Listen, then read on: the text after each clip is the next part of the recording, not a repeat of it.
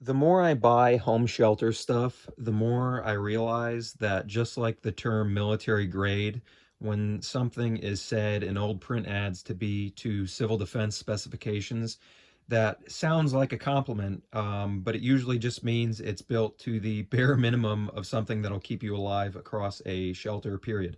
So, case in point, we'll be looking at the Whitaker Model 6A Powervent today. This is a fallout shelter ventilator and its associated filter that these seem to have come from the estate of an older doomsday prepper. I'm not sure if this and this are the same brand. This one doesn't really have many markings on it, and I can't find anything online about it, so I'm assuming they might have been purchased separately, but there is still the possibility that they've been purchased together. Anyway, looking at this thing, first and foremost, you'll see on this handle, just one of the cheap pieces. It's made of a little piece of aluminum tubing, but the person who originally installed it on there didn't cut it properly. You'll see the line where they were supposed to cut it there. So instead of rotating freely as you turn this, it gets stuck and makes awful squeaking noises and kind of grinds into itself.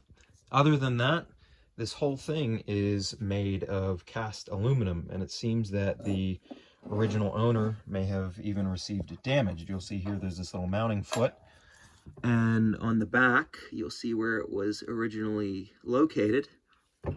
But the only thing that makes me think this was original damage is over here there is a replacement casting. So I would imagine the manufacturer sent them this after they complained and they just never installed it, nor installed it on a shelter. You know, maybe they never built one.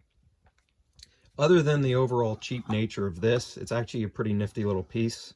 Still turns nice, and it sits against the wall nicely. You'll see the handle folds down. It sits very flush to the wall. No oil ports, but it seems to be internally lubricated because it still turns fairly well. Still might open it up and just make sure everything's not being torn apart in there. Old gear teeth, you never know. I might put some grease in there. I'm just hesitant because I hate aluminum, and screws piloted into it don't play nice if you're fond of over tightening things, which I am. So I kind of want to just keep it as is because it's fairly perfect as it exists now. As for the filter over here, it's pretty robust on the surface level. This thing, the cover for it is very heavy. It's very thick, but the inside, the filter on it, looks nice enough. It's actually replaceable. You can take this nut off here and pop the filter off. But the part that's kind of cheap on it is if we turn it over, we'll see there's tape in there. I put that tape there, but in the middle of that tape is the rod that goes up and is threaded and interfaces with that nut up top. I was going to take it off because there was charcoal leaking in there, and the screen was damaged enough that there was a hole around it. That's where the leak was.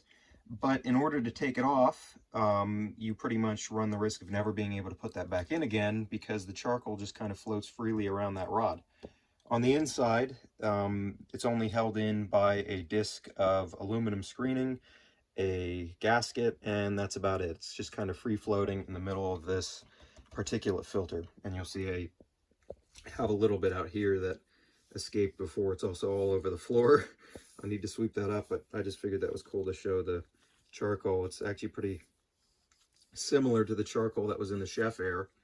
But like I was saying, on the surface level, this looks like a pretty neat piece that you can easily replace, but in reality, it's not very user-friendly to do so. Anyway, other than that, I thought it was a cool chance that we take a look at this because it gives us a good look as to how these filters work. This one's a little bit nicer than the Chef Air in terms of, I would think, effectiveness, because it's got this pleated paper filter on the outside, which catches all your dust and fallout particulate. And then on the inside, it's got the charcoal, which is going to neutralize any chemical warfare agents or musty odors that are in the air outside the shelter. So you're breathing nice clean air through this blower and through this filter. Other than this, I was thinking when I got this, and I said, this looks familiar. And it does, because I've seen it before, not necessarily in this form, but in the form of this mystery item over here. This is from the other side of the Cold War. This is a Soviet training model of a gas mask. It's pretty much just a real gas mask that they cut in half. But what it gives us down here is a nice cutaway of the filter, which shows us pretty much the exact same cross section that's over here on this bomb shelter filter. So on the bottom you have rows of pleated paper, which are just porous enough to let air through while catching dust in its tracks. Above that we have a spring which retains this charcoal, and then above that we have a small piece of particulate filter and mesh, which is designed to keep the charcoal from being breathed in, excuse me. And that's about it. So it's very simple, but very effective at catching both particles and any chemical warfare agents you may be breathing in. The only difference between this filter and this one is this is a vertical orientation. So on the bottom of the filter you have that, then the next step, then the next step, then you're breathing it in. And on this, it is a round cross section, so the air would come in around the sides, go into the charcoal in the middle, and then go down through the tube into the shelter, being purified and ready to be breathed in. Now, this one is in pretty bad shape. Unfortunately, it's got this metal mesh on the outside just to keep you from damaging the filter pleats. But that originally, I thought it was pretty cool because I thought, oh cool, that was installed on a shelter outside. That's why it looks so bad. But the only reason I think this may have never been installed is A, this was never put on and that never seems to have touched anything. And B, the coating on this like a brass paint or metal coating on the outside of the steel is pretty much undamaged. And C, if we look on the bottom of the filter itself, I can flip it over with one hand, you'll see that the paint on threads, despite some little bits of rust, is not compromised whatsoever. And I would imagine if you threaded a pipe into there, you'd immediately be compromising those threads, and there would be more bare metal exposed, and over time you'd see more rust on this specific area. Other than that, I'd just say the damage is synonymous with this being stored incorrectly. Someone probably had this in their shed or in their basement. Like I said, it came from an estate of someone who seemingly was a prepper. So I could imagine they just had this set aside for, quote unquote, when they would build the shelter next time. And then they never got the next time to come around, so they never built the shelter.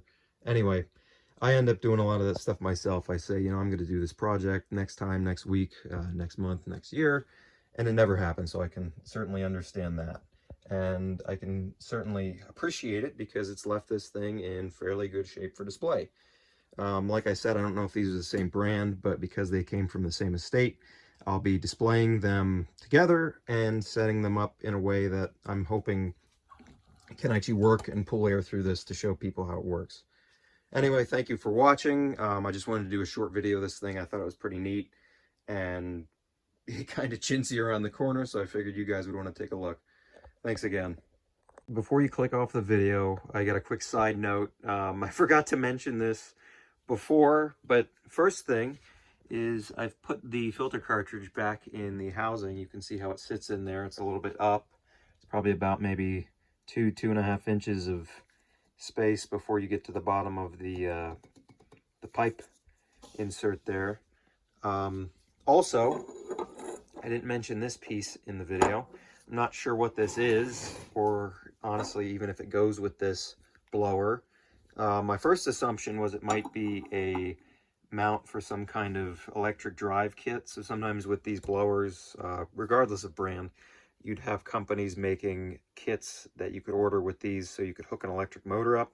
So my thinking was this would go in place of the handle. You pilot some screws into here. That would sit there, and you could put a pulley here, and then your belt to the motor could come out whichever side you need. But it doesn't seem like it would fit, or sit flush rather, because there's these arrows and words here, so it wouldn't really sit level. It would sit kind of up, if you can't tell. So I'm not sure what this is. So if you know what this is, or maybe have an idea, a guess, whatever, let me know in the comments. Sorry for the interruption again, but again, thank you for watching.